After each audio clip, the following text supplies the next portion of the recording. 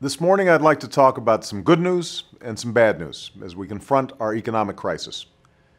The bad news is well known to Americans across our country as we continue to struggle through unprecedented economic turmoil. Yesterday, we learned that our economy shrank by nearly 4% from October through December. That decline was the largest in over a quarter century, and it underscores the seriousness of the economic crisis that my administration found when we took office. Already, this slowdown has cost us tens of thousands of jobs in January alone, and the picture is likely to get worse before it gets better. Make no mistake, these are not just numbers. Behind every statistic, there's a story.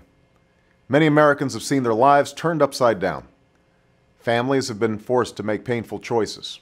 Parents are struggling to pay the bills, patients can't afford care, students can't keep pace with tuition, and workers don't know whether their retirement will be dignified and secure. The good news is that we are moving forward with a sense of urgency equal to the challenge. This week, the House passed the American Recovery and Reinvestment Plan, which will save or create more than 3 million jobs over the next few years. It puts a tax cut into the pockets of working families and places a down payment on America's future by investing in energy independence and education, affordable health care, and American infrastructure. Now, this recovery plan moves to the Senate. I will continue working with both parties so that the strongest possible bill gets to my desk. With the stakes so high, we simply cannot afford the same old gridlock and partisan posturing in Washington. It's time to move in a new direction. Americans know that our economic recovery will take years, not months. But they will have little patience if we allow politics to get in the way of action, and our economy continues to slide. That's why I am calling on the Senate to pass this plan so that we can put people back to work and begin the long, hard work of lifting our economy out of this crisis.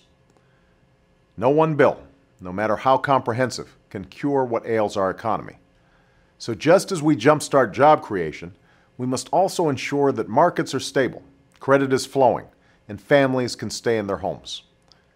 Last year, Congress passed a plan to rescue the financial system. While the package helped avoid a financial collapse, many are frustrated by the results, and rightfully so. Too often, taxpayer dollars have been spent without transparency or accountability. Banks have been extended a hand, but homeowners, students, and small businesses that need loans have been left to fend on their own. And adding to this outrage, we learned this week that even as they petitioned for taxpayer assistance, Wall Street firms shamefully paid out nearly $20 billion in bonuses for 2008. While I'm committed to doing what it takes to maintain the flow of credit, the American people will not excuse or tolerate such arrogance and greed. The road to recovery demands that we all act responsibly, from Main Street to Washington to Wall Street. Soon, my Treasury Secretary, Tim Geithner, will announce a new strategy for reviving our financial system that gets credit flowing to businesses and families.